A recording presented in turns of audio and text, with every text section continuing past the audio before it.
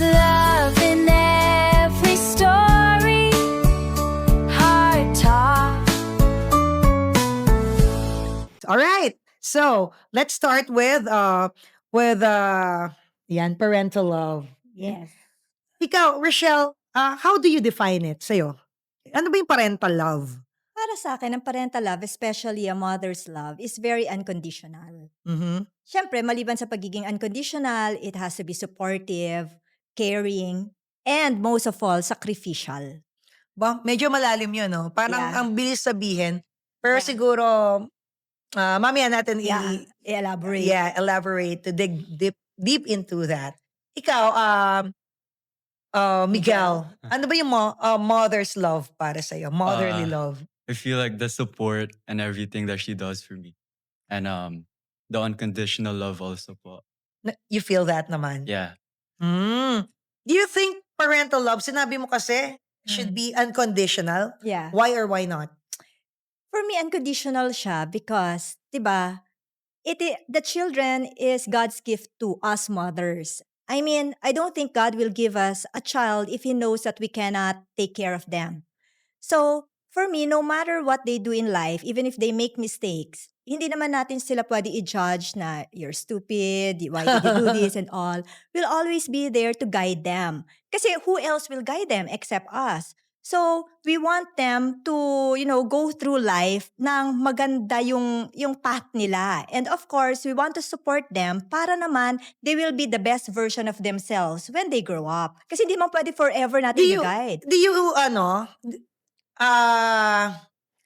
parang nag-aano ka ba? Yung nag-i-interfere ka ba sa mga plano ng mga bata? Yes, at times, I really do. Because I'm a very protective mother. Meaning, we've been there. I mean, ilang taon ba ang age gap natin sa kanila? So we know already kung ano yung pinagdadaanan nila ngayon na hindi pa sila aware. So para sa akin, sometimes if they do things na I feel na medyo baka sumablay to or baka hindi ka aware of the consequences of the things that you're gonna be doing, pinangungunahan ko na. Kahit hindi pa sila aware, hindi, wala, okay lang to. For me, kasi ganito yan, mahaba ako maglitanya. I give the whole story to them. Bakit ko sinasabi to? Bakit hindi pwede? Kasi di ba yun naman talaga minsan they have their own mindset na pwede. Tayo naman mothers, hindi pwede. Kasi alam na natin yung pinagdaanan natin at alam natin kung ano ang mangyayari in the future na pagsisisihan din natin.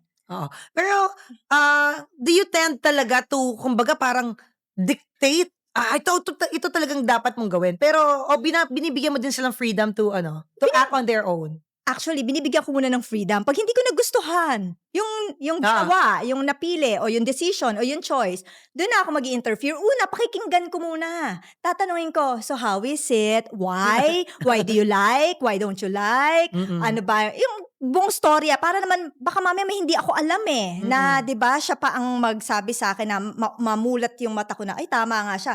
Pero kapag hindi ako na-convince, yun na ako magsasalita na, ay, hindi, ganito yan. So, doon ako may entra. Oh, lahat ba? Natatawa Lahat ba pinapakialaman itong nanay mo, Miguel? Siyempre marami na tayong aspects. Emotional, physical, financial, may mga kwento. Lahat ba Pati pinapakialaman? sa damit, lahat. Talaga, pati damit, talaga. Parang, sige. Pero ganyan talaga nanay mo First of, ganyan talaga si Rochelle. Ganon siya. Hindi siya si Rochelle pag hindi siya ganon. Pati pilik mata mo, papakialaman yan. Pati Sige. buhok niya. Yeah, she's like that. Okay, kwento mo nga. Go.